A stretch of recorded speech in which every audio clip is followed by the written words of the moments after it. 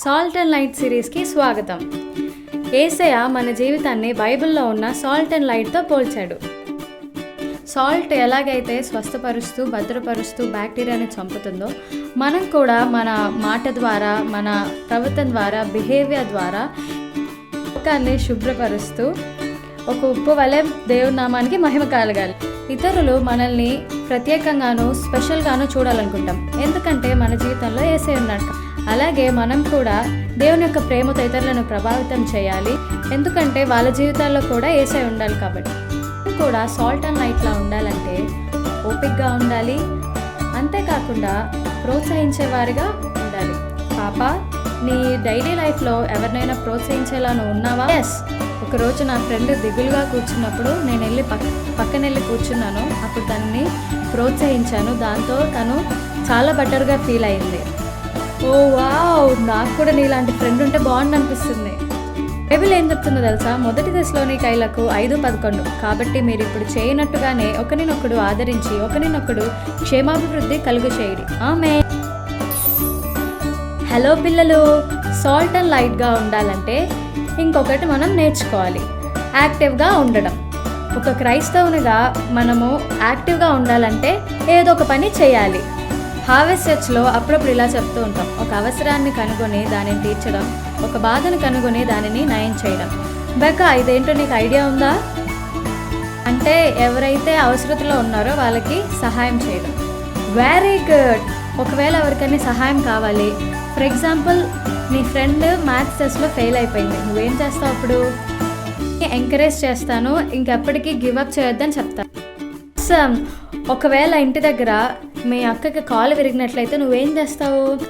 తను త్వరగా కోలుకోవాలని ప్రార్థన చేస్తావు. Wow, well done. బైబిల్లో యాకోబు 2:14-17, నా సహోదరులారా, క్రియలు లేనప్పుడు ఎవడైనను తనకు విశ్వాసం కలదని చెప్పిన ఎడల ఏమి ప్రయోజనము? అట్టి విశ్వాసం అతని రక్షింపగలదా? సహోదరుడైనను సహోదరి అయినను దిగంబరులై ఆనాటికి భోజనం లేక ఉన్నప్పుడు మీలో ఎవడైనను శరీరమునకు కావలసిన వాటిని ఇయ్యక సమాధానముగా వెళ్ళుడి, చెలి కాచుకొనుడి, తృప్తి పొందురని చెప్పిన ఎడల ఏమి ప్రయోజనము? అలాగే విశ్వాసము క్రియలు లేనిదైతే అది ఒంటిగా ఉండి మృతమైనదగునా? దేవుడు నిజమని నమ్మడం కంటే విశ్వాసం ఎక్కువ. యాక్టివ్గా ఉండే విశ్వాసం ఉన్న వ్యక్తులు తమ జీవన విధానం ద్వారా దేవుడు నిజమని చూపిస్తారు. ఇప్పుడు నా దగ్గర పేపర్ బాల్ ఉంది, చూడండి. సరే, దేవుడు నిజమని నేను నమ్ముతున్నాను, కానీ ఆ విశ్వాసాన్ని చూపించడానికి ఏమి చేయనని చెప్పే విశ్వాస రకాన్ని ఈ పేపర్ బాల్ సూచిస్తుంది.